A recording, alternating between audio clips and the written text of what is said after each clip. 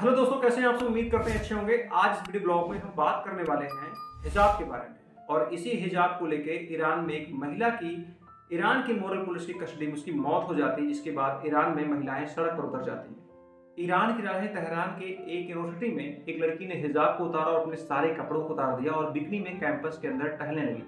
उसके बाद ईरान की पुलिस ने उसको गिरफ्तार किया और पुलिस कस्टडी में उसकी मौत हो जाती है। उसकी मौत के बाद महिलाएं सड़क पर आ जाती हैं और फिर से जिन जियान आजादी का नारा लगाने लगती हैं। जिन का अर्थ होता है महिला, जियान का अर्थ होता है जीवन और आजादी का मतलब होता है स्वतंत्रता। यानी कि वहां की महिलाएं अपनी आजादी की मांग कर रही हैं। ईरान में हिजाब को लेकर कई बार आंदोलन हुए और इस आंदोलन में सैकड़ों महिलाओं की पुलिस कस्टडी में अब तक मौत हो चुकी है।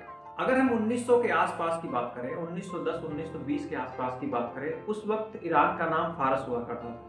उस दौरान जब फारस पर इस्लामिक लोगों ने विजय प्राप्त कर ली तो उसका नाम बदलकर ईरान रख दिया।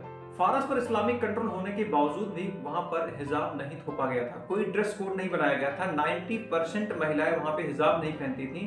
कुछ एक महिलाएं अपने आप को इस्लामिक दिखाने के लिए हिजाब पहनती थी, लेकिन वो स्वतंत्र थी, उनके ऊपर कोई हिजाब जैसी चीज थोपी नहीं गई थी। जब वहां पे रजा शाह पहलवी का शासन आता है तो वो हिजाब को लेके एक कानून लेके आते हैं जिसका नाम होता है कस्फ ए हिजाब। इस कानून के तहत बैन कर दिया जाता है कि कोई भी हिजाब नहीं पहनेगा। ये कानून लगभग 1936 में होता है। यानी कि अगर कोई हिजाब पहना हुआ सड़क पे कहीं सार्वजनिक स्थल पे दिखता है तो वहां की पुलिस उसके हिजाब को उतार देगी। यानी कि उस दौरान जो कानून बनाया गया कि आप हिजाब जैसा ड्रेस कोड का इस्तेमाल नहीं करेंगे। इसके बाद 1941 में रजा शाह का बेटा मोहम्मद शाह गद्दी पर बैठता है और जैसे ही गद्दी पर बैठता है अपने पिता के द्वारा गया बनाया कानून कस्फ ए हिजाब को निरस्त कर देता है, उस कानून को खत्म कर देता है और उसने लोगों को अनुमति दे दी कि जिसकी जो इच्छा हो वैसा ड्रेस पहन सकता है। अब इस तरह की कोई बात नहीं रहेगी कि कोई हिजाब पहनेगा तो पुलिस उसके हिजाब को उतार देगी। मोहम्मद रजा शाह एक आधुनिक विचारधारा का व्यक्ति था। उसने हमेशा महिलाओं को आगे ले जाने की कोशिश की, महिलाओं की शिक्षा पर कोशिश की। 1963 के आसपास उसने महिलाओं को वोटिंग की भी सुविधा दे दी कि जो भी चुनाव होते हैं उसमें महिलाएं वोट करेंगी। यहां तक कि उसने कहा कि जनसंख्या अगर नियंत्रण में रहेगी तो देश का विकास अच्छा हो सकता है। इसलिए उसने अबॉर्शन तक की छूट दे दी, जो कि इस्लाम के अनुसार गलत है।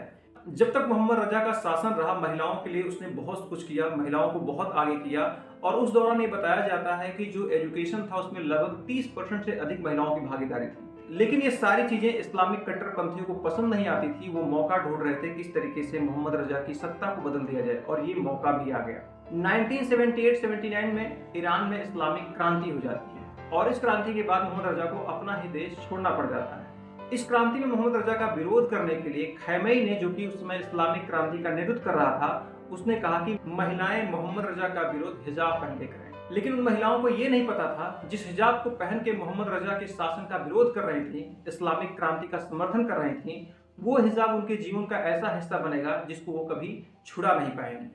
और होता भी ऐसा ही है। जैसे ही वहां पे मोहम्मद रजा का शासन जाता है, वहां पे इस्लामिक रूल रेगुलेशन को लागू कर दिया जाता है। शरिया के अनुसार एक एक चीज को वहां पे लागू कर दिया जाता है। और सबसे ज्यादा परेशानी होती महिलाओं को। महिलाओं के ऊपर वो सारी चीजें थोप दी जाती हैं जो इस्लामिक कानून के अनुसार उन्होंने जरूरी समझा। और इसी के अंतर्गत आता है आपका हिजाब। और वो हिजाब उसी समय थोप दिया गया कि महिलाओं को हिजाब पहनना बहुत आवश्यक है, यानी कि महिलाएं बिना हिजाब के घर के बाहर नहीं निकल सकती हैं। एक समय ईरान में ऐसा था, अगर कोई महिला हिजाब पहन के सड़क पे निकल जाती थी तो ईरान की पुलिस उसको पकड़ के उसके हिजाब को उतार देती थी, उसके ऊपर कानूनी कार्रवाई करती थी कि आप पब्लिक प्लेस पे हिजाब नहीं पहन सकते थे। लेकिन एक समय ऐसा भी आ गया कि वही पुलिस जो हिजाब उतारने का काम करती थी, अब ये ध्यान देती थी कोई महिला बिना हिजाब के कहीं सड़क पर न आ जाए, पब्लिक प्लेस पे ना जाए। अगर कोई ऐसा काम करता था तो उसके ऊपर कठोर कानूनी कार्रवाई की जाती थी। अगर आप नोटिस करेंगे, बहुत सारे देशों में महिलाओं को छूट, महिलाओं को आधुनिक से जोड़ना बहुत ही बाद में हुआ। लेकिन ईरान एक ऐसा देश है जहां पे इस्लामिक कंट्रोल होने के बाद वहां के शासकों ने महिलाओं को काफी छूट दी, उनकी शिक्षा पर ध्यान दिया, उनके स्वतंत्रता पर ध्यान दिया, उनके सामाजिक हिस्सेदारी के बारे में भाग दिया। लेकिन 1970 के बाद जब दुनिया बहुत तेजी से विकास कर रही थी, महिलाएं बहुत तेजी से आगे जा रही थी, वही ईरान महिलाओं को पीछे ले जाने में बिजी हो गया। उसने महिलाओं पे बहुत सारे कानून थोप दिए, यहाँ तक कि उसको एक पर्दे के अंदर बंद कर दिया। और आज भी ईरान में इसके लिए संघर्ष होता रहता है। ईरान की एक महिला जिसका नाम है निका सकरामी, जो कि महज 17 साल की होती है, निका हिजाब का विरोध करती है और उस विरोध के चलते उनको गिरफ्तार कर लिया जाता है। ईरान की मोरल पुलिस निका को गिरफ्तार करती है और बुरी तरीके से टॉर्चर करती है। उनकी नाक को काट दिया जाता है, उनके सर को हथौड़े से फोड़ दिया जाता है। और 9 दिन बाद उसकी बॉडी को उनके माँ बाप को सौंप दिया जाता है। दूसरी घटना 2022 की है। हमसा अमीनी नाम की एक महिला ईरान में हिजाब का विरोध कर रही होती हैं और विरोध करने के दौरान उनको वहां की मोरल पुलिस ने गिरफ्तार किया और पुलिस कस्टडी में उनकी मौत हो जाती है। उसके बाद फिर से ईरान की सड़कों पर महिलाएं अपनी आजादी के लिए उतर जाती हैं। ईरान की एक महिला लेखिका है जिनका नाम है मसीह अली नजात। इन्होंने अपनी एक किताब लिखी है जिसका नाम है the wind in my hair, my fight for freedom in modern Iran.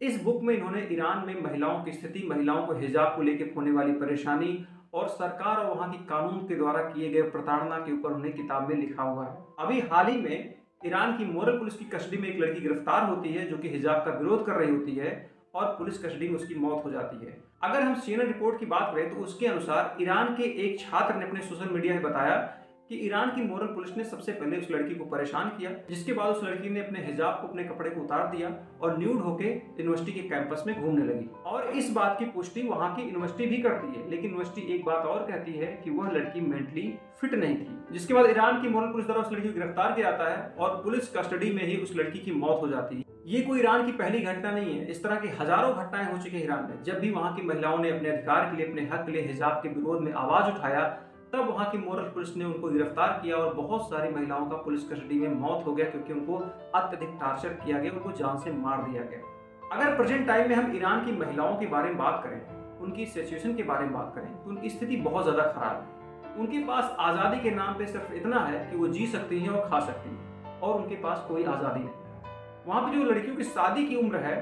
वो पहले 18 साल की गई थी, इसको घटा के फिर से उसको 13 साल कर दिया गया और पुरुषों का 15 साल कर दिया गया। आप इस पूरे प्रकरण से समझ सकते हैं आज की दुनिया में, आज के आधुनिक दुनिया में, मॉडर्न दुनिया में ईरान ने महिलाओं की क्या स्थिति बना के रख दी है। दुनिया में जितने भी कल्चर रहे हैं, जितनी भी संस्कृति रही है, जितनी भी सभ्यता रही है, हर एक संस्कृति सभ्यता में महिलाओं की स्थिति शुरुआती दौर में खराब रही है, लेकिन धीरे धीरे उन्होंने सुधार किया, धीरे धीरे महिलाओं को मौका दिया और धीरे धीरे आगे आई। वो कोई भी धर्म हो, कोई भी जाति हो, वहां पे ये सिस्टम कभी न कभी रहा है। लेकिन प्रेजेंट टाइम में महिलाओं को लेकर इस्लाम जिस तरह की कट्टरपंथी सोच रखता है कि महिलाएं सिर्फ पर्दे में रहें, बाहर न जाएं, उनको किसी चीज में भागीदारी न मिले, शायद उसको एक बार फिर से सोचने की जरूरत है कि अब दुनिया बदल चुकी है और महिलाओं को भी आगे आना चाहिए। उनकी भी स्वतंत्रता उतनी ही जरूरी है जितना उनके धर्म में उनके पुरुषों की है। तो आज के इस वीडियो ब्लॉग में बस इतना ही। वीडियो आपको कैसा लगा इसके बारे में जरूर बताएं, कमेंट बॉक्स में कमेंट करें, वीडियो को लाइक करें, चैनल को सब्सक्राइब करें। धन्यवाद।